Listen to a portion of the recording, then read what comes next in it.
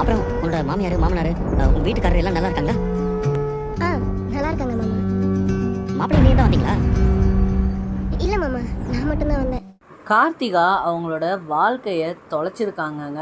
அது வெட்ட வெளிச்சமாக தெரியுது. ஸோ அந்த வாழ்க்கையை கன்ஃபார்மாக இந்த ஐயனார் துணை பாய்ஸ் கன்ஃபார்மாக காப்பாற்ற போகிறாங்கங்க. ஸோ அதெல்லாம் எப்படி நடக்க போகுது, ஸோ அதெல்லாம் தான் அடுத்தடுத்து ரொம்ப இன்ட்ரெஸ்டிங்காகவே காட்டியிருக்காங்க.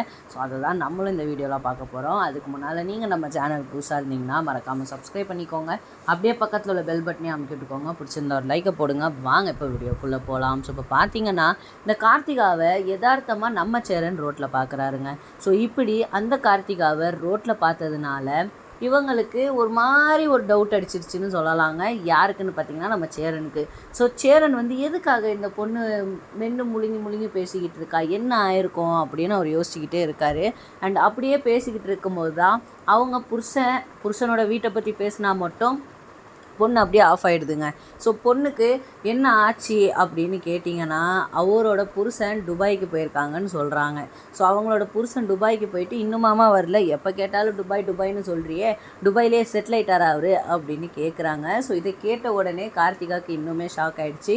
அண்ட் இப்படியே பேசிவிட்டு கொஞ்ச நேரத்தில் நான் போயிட்டு வரேன் அப்படின்னு சொல்லிட்டு அவங்க கிளம்பிட்டாங்க. இதுக்கப்புறமா தான் சேரன் வந்து அவரோட வேலையை பார்த்துட்டு அப்படியே யோசிச்சுக்கிட்டே இருக்கார். என்னடா இப்படி நடந்துருச்சே அப்படின்னு கேட்டிங்கன்னா இதுக்கப்புறமா இந்த பசங்களை பற்றி அவங்களுக்கு தெரியாது பார்த்தீங்களாங்க, அவங்க அப்பா அப்புறமா இவங்களோட பெரியப்பாக்கு. ஸோ அதனால் அவங்களுக்கெல்லாம் புரிய வைக்கிற மாதிரி இவங்க தான் கார்த்திகாவோட வாழ்க்கையவே காப்பாற்ற போகிறாங்கன்னு சொல்லலாங்க.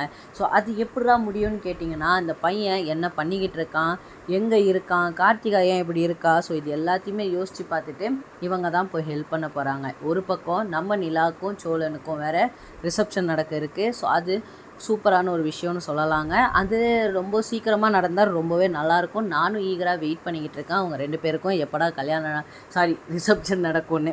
ஏன்னா அதில் நிறைய ட்விஸ்ட்டுகள் இருக்குங்க.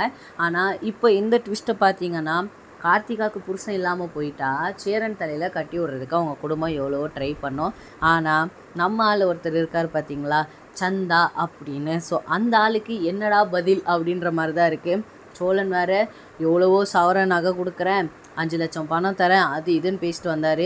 அதுக்கான முயற்சிகள் இன்னுமே எடுக்கப்படலை. ஸோ நீங்கள் என்ன நினைக்கிறீங்க அதை கமெண்ட்ஸில் சொல்லுங்கள்.